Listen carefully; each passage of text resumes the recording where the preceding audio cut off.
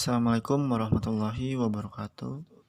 Perkenalkan, nama saya Rizky Suwandi dari semester 3B. Di sini saya akan mereview kembali jurnal untuk memenuhi tugas hukum pidana lanjutan yang diampu oleh dosen Ibu Prof. Hajah Dr. Heni Nuraini SMH dan juga asistennya Bapak Dr. M. Rendi Aridayani SMH.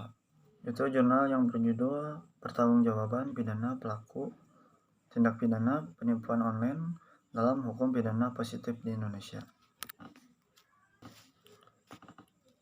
Disusun oleh Rizky Dwi Prasetyo. Pertanggungjawaban pidana pelaku tindak pidana penipuan online. Syarat dalam pembebanan pertanggungjawaban pidana pada pelaku tindak pidana penipuan online adalah terpenuhinya segala unsur tindak pidana dan tujuan dari perbuatan tersebut. Dapat dibuktikan bahwa memang sengaja dilakukan dengan keadaan sadar akan dicelanya perbuatan tersebut oleh undang-undang. Adapun unsur-unsur pada pasal 378 KUHP, yaitu unsur objektif.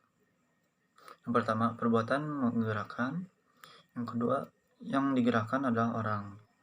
Yang ketiga, tujuan perbuatannya adalah menyerahkan benda, member, dan menghapus piutang. Adapun unsur subjektifnya. Yang pertama, maksud dari perbuatan tersebut adalah untuk menguntungkan diri sendiri atau orang lain. Yang kedua, dengan melawan hukum.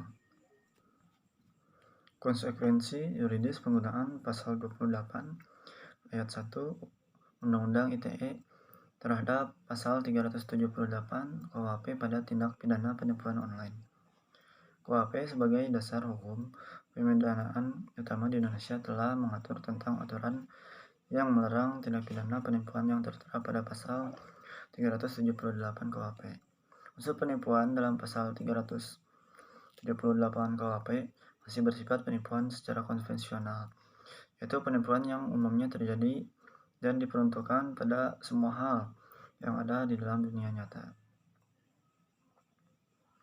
Pasal 28 ayat 1 Undang-Undang ITE tidak secara langsung mengatur mengenai tindak pidana penipuan konvensional maupun tindak pidana penipuan online.